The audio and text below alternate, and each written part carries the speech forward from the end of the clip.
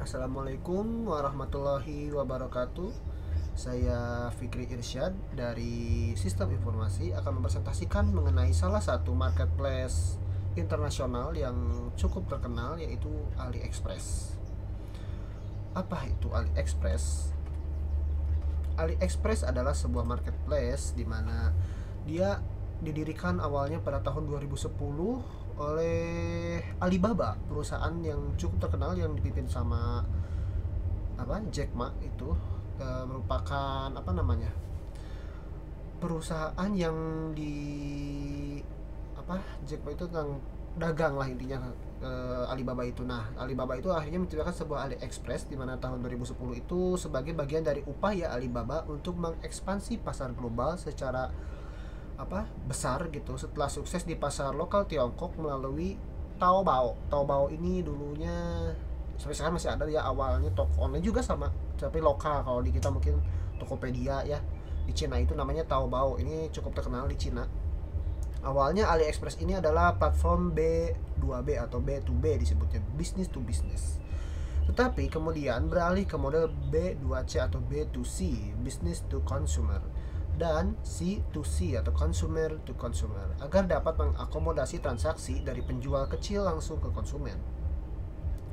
Platform ini terus berkembang dengan menambahkan fitur-fitur untuk dapat meningkatkan pengalaman pembeli secara global gitu ya, karena ini kan internasional ya, bukan hanya untuk lokal negaranya saja gitu. Jadi banyak yang ditingkatkan gitu, mulai dari pengirimannya, terus segi pasarnya gitu. Mereka terus berkembang dari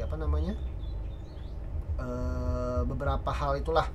Nah, lama kelamaan si AliExpress ini awalnya internasional yang berserverkan di Cina menjadi beberapa cabang gitu. Ada banyak, ada Rusia, Spanyol, Brazil, juga Indonesia termasuk. Akan tetapi kalau nggak salah pada terakhir itu aturan pemerintah yang melarang AliExpress itu sebenarnya nggak dilarang sih, cuman ada beberapa hal yang membuat tidak ada di Indonesia untuk servernya gitu. Jadi dulu ada aliexpress.id itu Indonesia gitu, tapi sekarang udah nggak ada.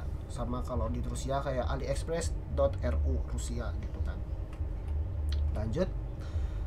Fitur unggulan AliExpress, pasti dong setiap marketplace itu punya fitur unggulannya. Nah, AliExpress ini pengiriman internasional dan gratis. Ada masa-masanya AliExpress ini punya pengiriman yang gratis secara internasional. Tetapi ini belum tentu dengan bea cukai ya. Ada beberapa hal yang pajak diaturkan oleh pemerintah gitu. Dia kadang suka punya promo internasional gitu secara gratis pengirimannya, karena kita tahu internasional nggak mungkin pakai motor gitu kayak kita di Indonesia pengirimannya. Nah, terus ada garansi pengembalian dana. Nah, garansi pengembalian dana ini di satu sisi dia unggulan AliExpress juga, tetapi di sisi lain bisa jadi kekurangan ya, karena ribet caranya. Tapi yang bagus itu kan barang internasional, ketika nyampe ke negara kita, misalnya ke rumah kita, barangnya cacat produk, itu bisa dibalikin lagi. Nah, dibalikinnya ini bisa langsung dikirim lagi ke negaranya, ke negara asal atau ke pengirimnya lah. Kalau kita kan ada return gitu ya. Dan dana pun akan dikembalikan biasanya dalam bentuk berupa macam-macam. Kalau nggak salah bisa kalau kartu kredit, mereka umumnya AliExpress ini menggunakan kartu kredit pembayarannya, tapi biasanya juga bisa jadi PayPal gitu metode pembayarannya. Nah, terus ada fitur unggulannya juga, berbagai metode pembayarannya tuh banyak sebenarnya, tapi lebih umumnya lagi pembayaran internasional itu menggunakan kartu kredit karena mereka kan dolar sistemnya. Tapi bisa juga menggunakan PayPal. Kita tahu juga ya, PayPal ini merupakan salah satu e-money dalam skala internasional gitu, bukan hanya di Indonesia saja gitu, bahkan luas lah kita kenal. Biasanya orang-orang yang bertransaksi dengan orang luar negeri mengenal apa itu PayPal gitu. Lanjut, masih ada di fitur unggulan, ada platform multibahasa dan lokal. Nah, ini multibahasa dan lokal ini sebenarnya cukup terkenal di AliExpress, karena AliExpress ini seperti yang saya bilang tadi, ada AliExpress RU, AliExpress ID, AliExpress US. Jadi berbagai negara, berbagai bahasa mereka bisa, bahkan mengkonversi mata uang dalam harga jual itu mereka juga bisa gitu. Jadi kalau misalnya ada produk berapa ini, oh ini $5 gitu misalnya, bisa dikonvert ke rupiah gitu. Nah, promo diskon dan flash sale sama seperti marketplace Cina gitu ya, mereka banyak banget yang namanya promo diskon dan flash sale gitu. Dia kadang ada barang-barang yang cukup antik tapi jadi murah gitu, luar biasa pokoknya. Lanjut, kelebihannya apa sih? Kelebihan AliExpress, harganya terjangkau dong, karena emang jelas murah-murah di situ tuh, makanya ada peraturan di pemerintah untuk di atas 1.500.000 itu baru kena apa namanya, bea cukai, sedangkan ya pembeliannya harus segitulah minimal kalau pembelian luar negeri itu, jangan yang murah-murah gitu. Pilihan produk yang luas, sangat luas. AliExpress punya jangkauan produk yang sangat luas, jadi segmen pasarnya juga otomatis besar dong secara global gitu kan. Ada yang menggeluti hobi dan apa, barang-barang antik gitu di AliExpress tuh, karena ada beberapa barang yang mungkin dibuatnya di luar negeri, tidak dijual di negara kita gitu kan, sehingga AliExpress ini salah satu solusi untuk barang-barang tersebut gitu. Seperti barang-barang limited edition itu banyak sekali di AliExpress. Aksesnya global, tentu sekali aksesnya sangat global, bahkan sampai 200 negara tuh bisa akses.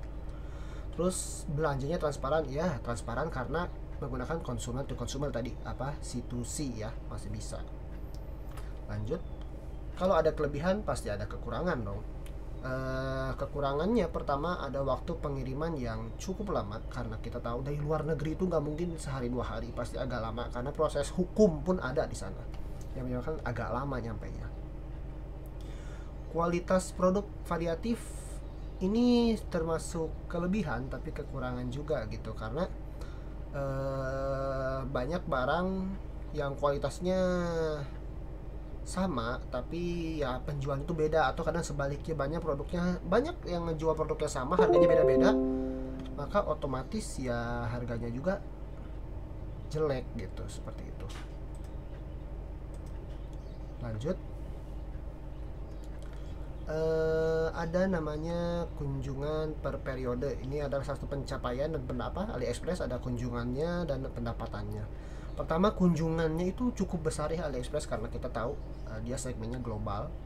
Maka dari itu pada tahun 2024 kemarin AliExpress itu rata-rata menerima sekitar 800 juta kunjungan bulanannya loh, itu bulanan.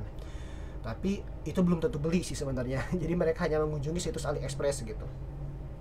Nah, dengan puncak tertinggi biasanya terjadi pada bulan-bulan penting gitu. Sebentar ya, mohon maaf, ini jaringannya agak bermasalah. Sebentar.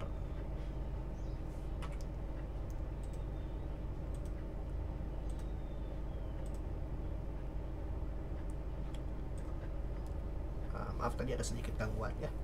Nah, lanjut lagi ke pencapaian dari AliExpress. Pertama tadi udah saya bahas, kunjungannya itu luar biasa ya. Puncaknya itu pada diskon besar pada event seperti 11.11 mendatang tuh, nanti tuh biasa cukup luar biasa lah event ini. 11.11 ini kita kenal sebagai 11.11 kalau di Indonesia, tapi kalau di luar negeri itu disebutnya Black Friday gitu. Jumlah kunjungan dari negara-negara seperti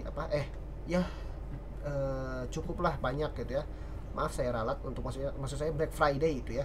Terpisah lah dengan acara ini. Di Indonesia itu jarang ada Black Friday, tapi ada juga yang merayakan gitu. Nah, pendapatan AliExpress sendiri pada tahun 2023 kemarin secara kurang lebih gitu mencapai 126 miliar US dollar loh. Itu angka yang cukup besar dihasilkan oleh AliExpress dari platform-platform internasionalnya. Ini tuh data diambil dari Alibaba Group sendiri, yang mana pemilik dari AliExpress ini gitu ya. Ini saya rasa cukup untuk datanya dapat dipercaya ya. Nah, ini bagian dari Alibaba Group ini, kita udah tahu dong yang namanya Alibaba Group ini pasti mereka punya strateginya sendiri dong dalam mengembangkan dan mempopularitaskan apa produknya gitu. Maka dari itu AliExpress ini salah satu sebuah marketplace internasional dari Alibaba Group yang berhasil saya rasa menggapai pasar internasional termasuk Indonesia. Mungkin itu saja tentang AliExpress dari saya. Cukup sekian. Mohon maaf apabila ada kesalahan. Saya ucapkan terima kasih banyak. Assalamualaikum warahmatullahi wabarakatuh.